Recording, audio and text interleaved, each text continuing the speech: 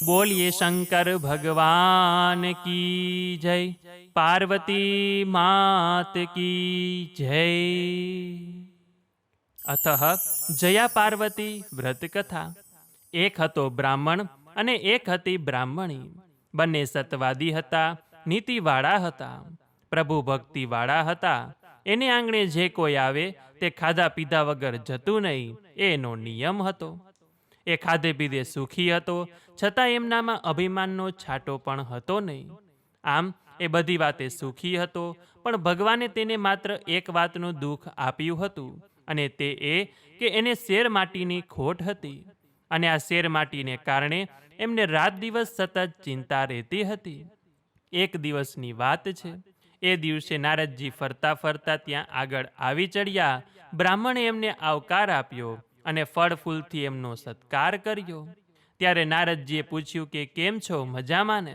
હા મુનિરાજ, આપની કૃપાથી આમ તો સુખી છીએ, પણ શું, કોઈ વાતનું દુઃખ છે? હા, એક બાબતની ખોટ છે, ને તે માત્ર સંતાનની.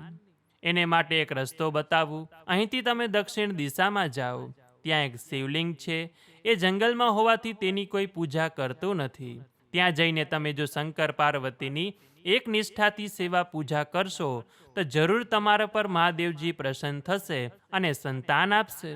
આમ કહી નારદજી તો ચાલ્યા ગયા અને બીજે દિવસે પૂરી તૈયારી કરી બ્રાહ્મણ અને બ્રાહ્મણી પણ દક્ષિણ દિશામાં જંગલ તરફ ચાલી નીકળ્યા.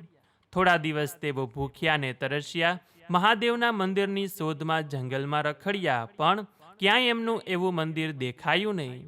એટલે આખરે એ તો થાકીને હારીને એક ઝાડ નીચે બેઠા અને વિચાર કરવા લાગ્યા કે હવે શું કરવું. વિચાર કરતા કરતા એમને એમ લાગ્યું કે આ સામે ટેકરો દેખાય ત્યાં તપાસ કરવાની બાકી છે. ત્યાં છેલ્લી તપાસ કરી લઈએ. જો ત્યાં મંદિર ન મળે તો પછી ઘેર પાછા ચાલ્યા જઈએ. આમ વિચાર કરી થાક ખાઈને તેઓ ટેકરા ઉપર ચડ્યા. ટેકરા ઉપર ચડીને જોયું તો ત્યાં આગળ એક નાનકડું મંદિર હતું. આ શંકર પાર્વતીનું મંદિર હતું. એક ખૂણામાં એમણે રહેવાની ગોઠવણી કરી. પછી સ્નાન કરી તેઓએ પૂજાની શરૂઆત કરી દીધી. મંદિર પાસે જ બીલીનું ઝાડ હતું.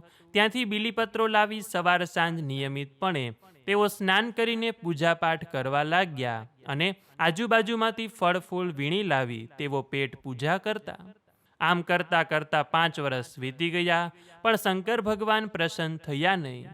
એક દિવસ બ્રાહ્મણ ટેકરો ઉતરીને ફળ ફૂલ લેવા માટે જંગલમાં ગયો, પણ સાંજ પડવા આવી તોય તે પાછો ફર્યો નહીં. એટલે બ્રાહ્મણીને ચિંતા થવા લાગી. આથી તે તેને શોધવા ચાલી નીકળી. ટેકરો ઉતરીને થોડેક દૂર ગઈ. ત્યાં એણે પોતાના પતિને એક ઝાડ નીચે બેભાન પડેલો જોયો અને પાસે એક નાગ ફૂફાડા મારતો હતો.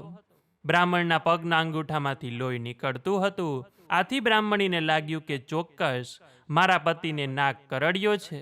આથી એના મોઢામાંથી એક ભયંકર ચીસ નીકળી ગઈ. ત્યાં તો એણે સોળે શણગાર સજીને સામે પાર્વતીજીને ઊભેલા જોયા. પાર્વતીને જોતા જ બ્રાહ્મણી નમી પડી. એટલે પાર્વતીજીએ એને આશીર્વાદ આપ્યા અને બ્રાહ્મણને શરીરે હાથ ફેરવી સજીવન કર્યો.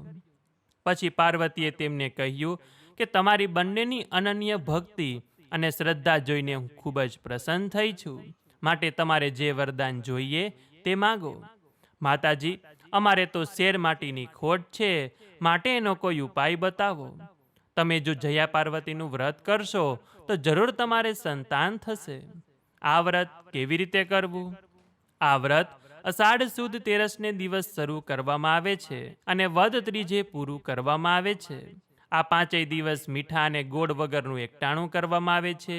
પહેલા 5 વર્ષે જુવારનું ભોજન ખાઈને, બીજા 5 વર્ષ મીઠા વગરનું ખાઈને, ત્રીજા 5 વર્ષ સામો ખાઈને અને ચોથા 5 વર્ષ મગ ખાઈને વ્રત કરવામાં આવે છે. અને છેલ્લા દિવસે જાગરણ કરવું જોઈએ. જ્યારે 20 વર્ષ પૂરા થાય ત્યારે વ્રતનું ઉજવણું કરવું અને સૌભાગ્યવતી સ્ત્રીઓને પતિ સહિત ભોજનનું આમંત્રણ આપી ભાવપૂર્વક જમાડવા અને પછી કંકુ જેવા સૌભાગ્યના દ્રવ્યો દાનમાં આપવા. આ પ્રમાણે વ્રત કરનારને સૌભાગ્ય પ્રાપ્ત થાય છે, પતિનો વિયોગ નષ્ટ થાય છે અને અખંડ સુખ પણ મળે છે. આમ કહીને પાર્વતીજી તો અંતર ધ્યાન થઈ ગયા અને બ્રાહ્મણ તથા બ્રાહ્મણી પોતાના ઘેર પાછા આવ્યા. બીજે વર્ષે એમણે જયા પાર્વતીનું વ્રત શરૂ કર્યું અને થોડા જ વખતમાં એમને ત્યાં સરસ મજાનો દીકરો અવતર્યો. હે પાર્વતીજી, બ્રાહ્મણ અને બ્રાહ્મણીને તમે જેવા ફળ્યા તેવું આપ વ્રત કરનાર, વ્રત કથા સાંભળનાર, વાંચનાર, વિડીયો જોનાર, સાંભળનાર સૌ કોઈને ફળજો, એવી જ આપના ચરણોમાં અમારી પ્રાર્થના છે. તો બોલીએ શંકર ભગવાન કી જય, પાર્વતી માત કી જય. તો મિત્રો, આજના આ વિડીયોમાં આપણે જયા પાર્વતી વ્રતનો મહિમા, વિધિ અને વ્રતની કથા જાણી સાંભળી. આશા છે કે આપ સૌ લોકોએ પણ અમારી સાથે આ વિડીયો જોયો હશે અને આપે આ વ્રત કર્યું હશે.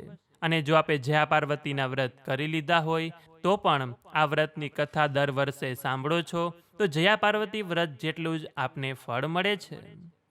તો આ વિડીયોમાંથી નવું જાણવા શીખવા મળ્યું હોય તો વિડીયોને લાઇક કરી તમારા મિત્રોને મોકલી અમારી ચેનલમાં નવા હોય તો સબસ્ક્રાઈબ કરી દેજો કે જેથી આવનાર અવનવા વિડીયો આપ સૌને મળતા રહે. તો આ સાથે હવે મને રજા આપો. મળીશું ફરીથી એક નવા વિડીયોમાં. ત્યાં સુધી આપ સૌ લોકોને અમારી ચેનલના જય શ્રી કૃષ્ણ. ધન્યવાદ. મારી સાથે જોડાઈ રહેવા બદલ, મને સાંભળવા બદલ આપ સૌ લોકોનો ખૂબ ખૂબ આભાર.